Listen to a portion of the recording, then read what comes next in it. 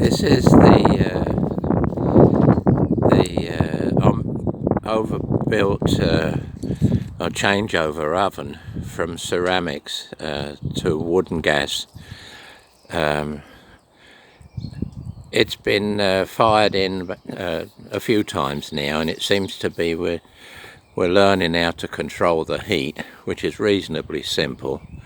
And if we go around, you can see the fire channel. Right now it's closed off because it's not in use, so we've got a brick in front of it. But other than that, the gas burner goes in here, and two small sticks, that's all it takes for the two sticks to build up the gas above what the gas burner's doing. The gas burner's just running on pilot, so get the draft established in the oven, and then on the top it's just a simple lacquer brick chimney, and it's not even mortared up, it's just sitting on the top of the oven. When it's fired, the roof over the oven can be separated and opened up so the smoke can go straight up. But I'll go around and show you what it looks like inside.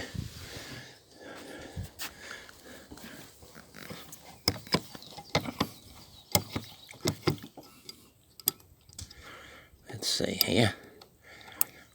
There we go.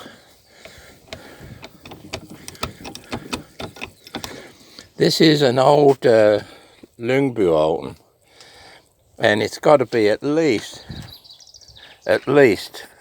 60 years old, 50 to 60 years old. And at some time it's been rebuilt.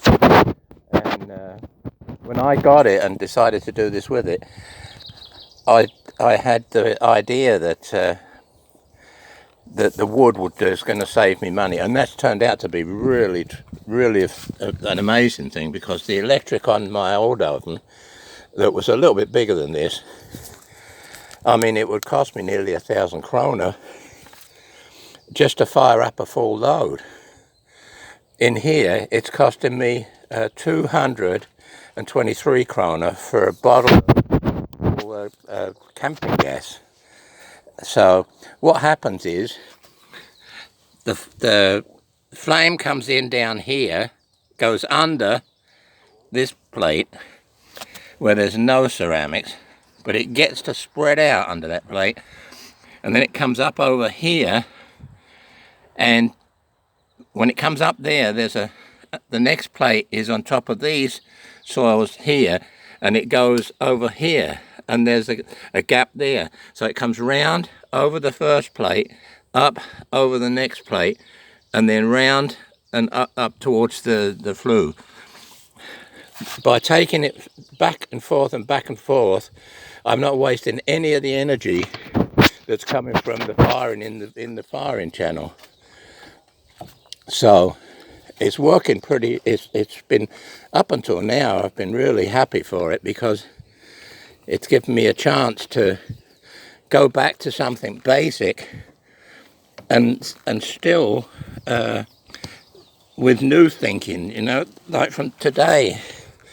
The top of the oven, if I take this brick off, we can look down and we can see I've got two plates over the chimney hole. The chimney hole is about the size of a brick laid down. And what I do is I start with it just opened a little bit, and because the gas, it runs on gas until it's until I've got it up to about 50 or 60 degrees, and that's just on the pilot flame on the gas. It'll get it up there, and then I have to be real careful not to get it up quicker. So I've got a thermo reader that I put in the back, and that's the only modern technique there is with this oven, and that enables me to keep the oven running at 100 degrees an hour. When the thermocoupler's not in, I've got a cover, a wooden cover that comes down and protects it from any rain or anything coming in. So It's really a really simple system. And what happens is when I fire in this system here, I've got pots that can either be fired earthenware or stoneware. So what happens, I'll sit here by the firing channel. I've got all my wooden sticks under the plate here. Don't want it raining on it. And I just start and take it easy. And one of the advantages of this is I don't have any electric bills. A lot of ceramic artists, they can't afford the electric bills anymore because it's gone up, like electric here where I'm living, it's gone up 5 or 6 times to what it was. So I got to thinking and I thought, well, people have always made ceramics. This is not something new, we've always done it. And what did they do before we had electric? And I started thinking about that, and I saw this old oven that was for sale, and I bought it really cheap, and I've cut the hole to the fire channel and cut a hole in the top to the chimney. And the funny thing with this oven is it gets up to a real good heat. So what happens is, even though I'm only firing to 1050 from the thermometer reading on the top of the oven, the first shelf is stoneware. It rings just fantastic, you know, and the second is also either a high burned earthenware or a low fired stoneware. So those two shelves are much higher up than at the top of the oven where it passes the thermostat.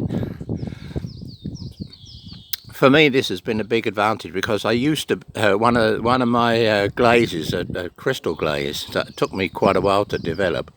It has to come up to 1260, and I've got to hold it there for like 2 or 3 hours, and then go down to 1075. Well, the 1075 isn't so bad, but when you're firing with wood and gas, getting to the 1260 is normally a problem. But if I'm using the bottom shelves for the things that have got the crystal glaze on, then I'm getting up in that temperature. But right now, I'm so fascinated by this going back in time, going back to how it used to be, that I'm not interested in burning the crystal glaze anymore. So what I'm doing is I'm firing with this oven, wood and gas, most of the way up to the quartz point, you know, up to 600, 650. I'm just using the pilot flame on the gas burner, and then putting the sticks in and letting it go up as it wants to go. And then when it gets over 600, then the gas has got to be turned up a bit. But it's the last couple of 100 degrees, then I've got the gas on full, and it'll go up pretty quick.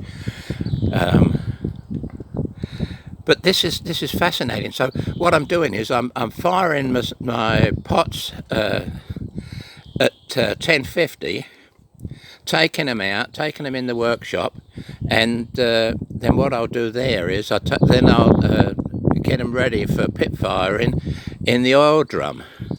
And that's turned out to be a real plus for me because where we're living, I don't know if you can see it, yeah you can, we've got woods behind us. There's a little lake down behind, and we've got woods behind there, so we've got tons of firewood.